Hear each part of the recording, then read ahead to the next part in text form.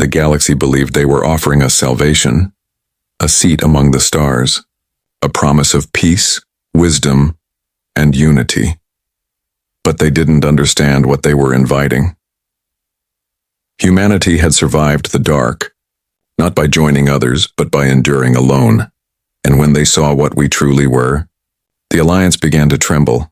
The galactic Hall of Concord hung in orbit above a blue-white sun, a cathedral of crystal and gravity, suspended in the vacuum of eternity. Delegates of 57 species gathered in concentric rings, their bodies shimmering under the light of artificial auroras. In the center stood a single human, Captain Elena Reeves of Earth's diplomatic fleet. Her posture was calm but unyielding, a soldier wrapped in diplomat's silk. Behind her, the holographic Earth rotated silently, small, imperfect, breathtaking. The air vibrated with alien voices, each layered in complex harmonics. They had studied humanity's wars, our history of fire and iron, our tendency to fight even when surrender would have been merciful.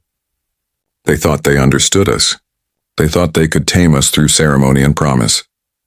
Elena had seen what the Alliance called peace, entire species sterilized to preserve harmony. Dissent erased for the greater good, a paradise without freedom, a cage woven in gold. When her father died defending the Martian colonies, she swore humanity would never kneel again. That oath burned behind her calm voice as she addressed the chamber. "We came to listen," she said quietly, "but we will not be absorbed." The alien murmurs rippled like static. To them, refusal was an ancient heresy.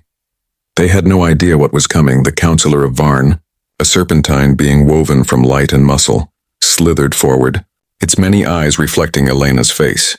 "Humanity's defiance is inefficient," it hissed. "Cooperation ensures survival.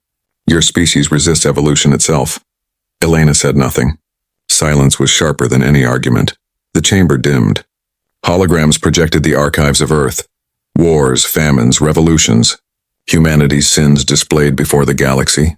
The audience gasped at the footage of nuclear fire and crimson oceans. "This," the counselor continued, "is why you must join.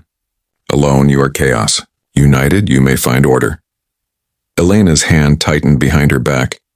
She remembered her mother's words from a lifetime ago, whispered during blackout nights in a burning city. "We survive because we remember who we are."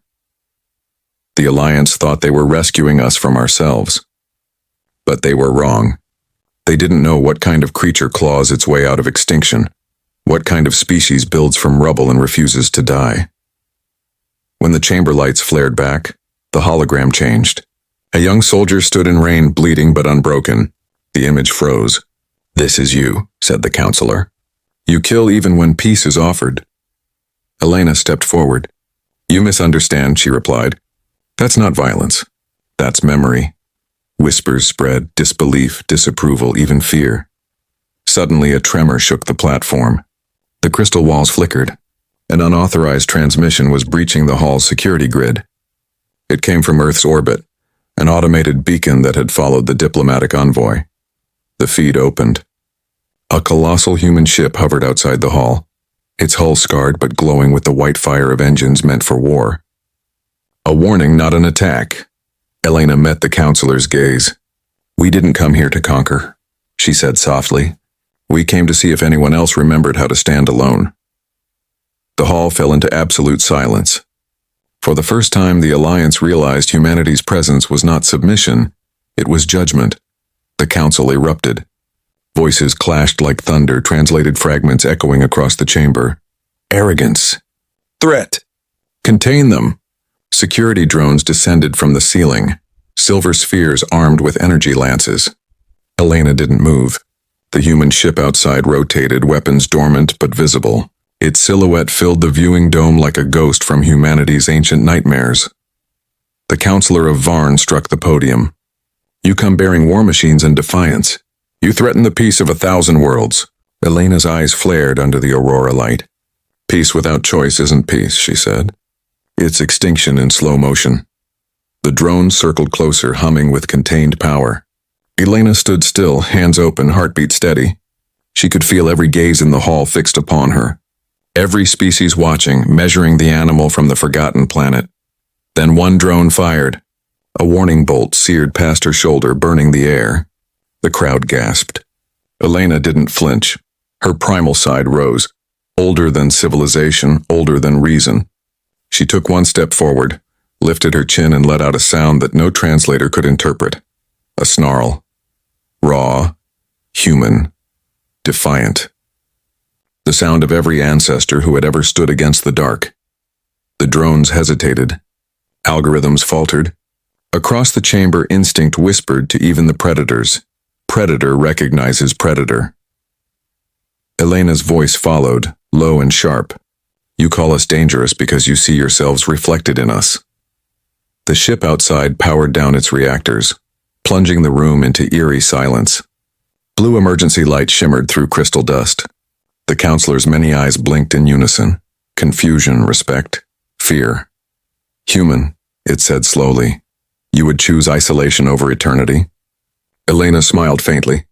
Eternity without freedom isn't living. It's waiting to die. For a heartbeat, no one breathed. Then the drones retreated. The council stood still, the moment frozen in the fabric of memory. That day, they didn't learn how to control humanity. They learned why no one ever should. The ship's engines ignited, bathing the chamber in radiant gold. The human delegation withdrew, walking through the light like silhouettes of myth. Behind them, the Alliance sat silent, stunned not by aggression, but by the absence of fear. Humanity had arrived with no conquest, no plea, only presence. Elena transmitted her final message across the hall's intercom, voice steady as stone. Earth declines membership in the Alliance of Civilizations. We thank you for your invitation. But some paths must remain ours alone. Outside, the human vessel opened a jump gate. Space tore open into a halo of white fire. For an instant, the Alliance saw what humanity carried within, the terrible beauty of will unbroken. Then the ship vanished into the void, leaving only echoes and light. In the stillness that followed, the counselor whispered to itself, they walked away from eternity. Centuries later, the event became legend. The Hall of Concord was rebuilt, its archives sealed. Yet among the stars, one phrase endured, a warning and a prayer. Do not summon the children of Earth unless you wish to see yourself. New species rose and fell. Empires shifted like tides.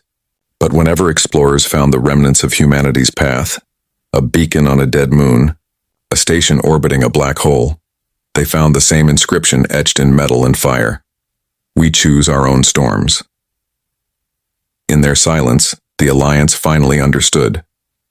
Humanity had not rejected unity. They had preserved something the galaxy had forgotten. The right to choose even when choice meant loneliness. Some said the humans vanished beyond mapped space, chasing stars no one else dared follow. Others whispered they watched from the dark, unseen but always remembering. Whatever the truth, the galaxy would never again mistake solitude for weakness. Because Earth's greatest strength had never been its numbers, its ships or its weapons. It was this. We stand alone and we still endure.